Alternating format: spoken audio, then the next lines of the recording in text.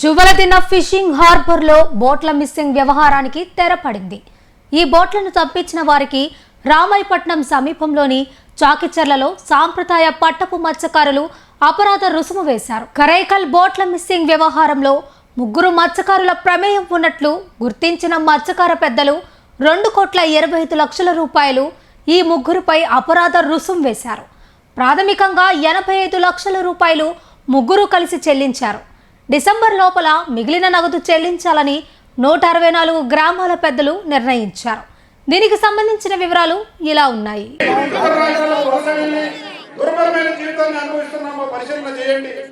మా పట్టపుకారులు ఎంత అసౌకర్యంగా అశుభ్రంగా ఉన్నామో పరిశీలన చేయండి.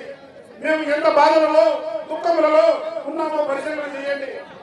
మేము మా చేపల వృత్తి ఎంత ప్రమాదకరమైనదో పరిశీలన చేయండి. అర్ధరాత్రి నిషేధ సమయంలో చేపల వేటకు వెళ్ళినప్పుడు పరిశీలన చేయండి. మేము సముద్రంలో వల వేసినప్పుడు వల లాగినప్పుడు ఎంత కష్టమో పరిశీలన చేయండి. మేము కరకాలతో పోరాటం చేసేటప్పుడు పరిశీలన చేయండి. మేము సముద్రాన్ని చీల్చుకుంటూ చేపల వేటకు వెళ్ళినప్పుడు పరిశీలన చేయండి. కూలి కోసం, కూటి కోసం, పంట కూటి కోసం, బ్రతుకు తెరువు కోసం, కుటుంబం కోసం వెళ్ళి పాకిస్తాన్, బంగ్లాదేశ్ పాకిస్తాన్లకు చిక్కి జైల్లో ఎందుకు ఉంటున్నారా పరిశీలన చేయండి. పట్టపుకారులు సముద్రంలోకి చేపల వేటకు వెళ్ళినప్పుడు పులుల సమానంగా ఉన్నవారు మీ రాజకీయ పార్టీల దగ్గర ఎందుకు తలది వెళ్తున్నారో పరిశీలన చేయండి. ఎలక్షన్ టైంలో మాయ చేసి మత్తులో దించి పట్టపుకారులో వాసం చేసి ఓట్లు వేయించుకొని హామీలను ఎందుకు పరిష్కారం చేయాలో పరిశీలన చేయండి.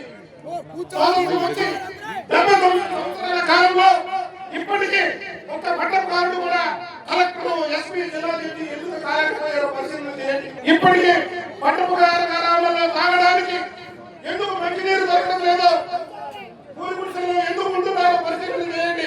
అయ్యా, మాకు 17 సంవత్సరాల నుంచి కడలూరు పోర్టు గురించి 164 గ్రామాలు పోరాడుతూ ఉన్నాం.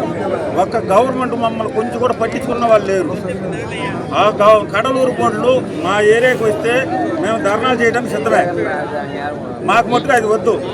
అయ్యా, మా డిమాండ్ ఏంటంటే మీడియా మిత్రులారా, మీరు గవర్నమెంట్కి ఒకటే తెలియపరచండి. మా స్టేట్ బోట్లు మా స్టేట్కి రావడానికి లేదు. ఆ కార్కాల్ బోటుని అరకట్టాలి.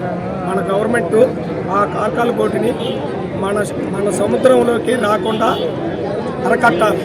అదే మేము ముఖ్యమంత్రిని మా సమస్య ఏంటంటే, ఇంతకుముందు మాకు కడలూరు బోట్లు, కేరకల్ బోట్లు అనే సమస్య లేదు మాకు. ఇప్పుడు ఒక 10 సంవత్సరాల ముందు కానీ మెడ్రాస్ బోట్లు వస్తున్నాయి.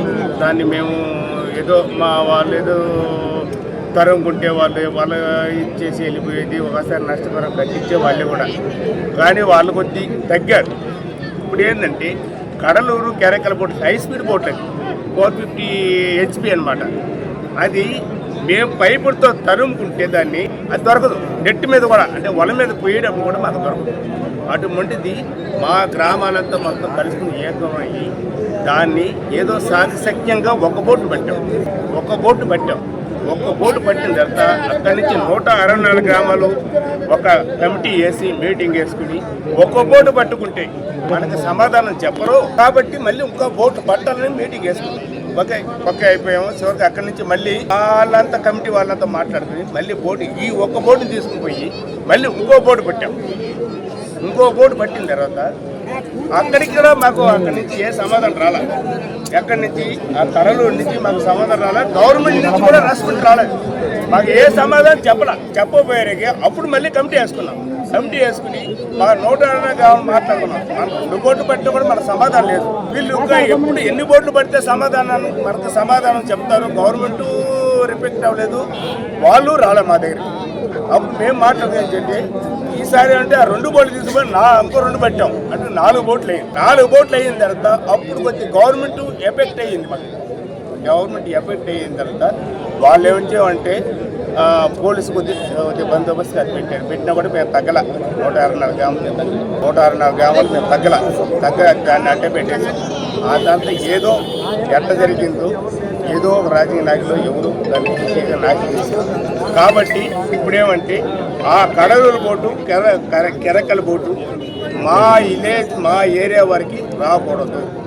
వస్తే మాత్రం మేము ఎంతవరకైనా పోరాడతాం, మా ప్రాణాలు పోయినా మాకు బాధలేదు. అది రాకుండా మీరు అరికట్టే బాధ్యత ఇలే కలుగుంది పైన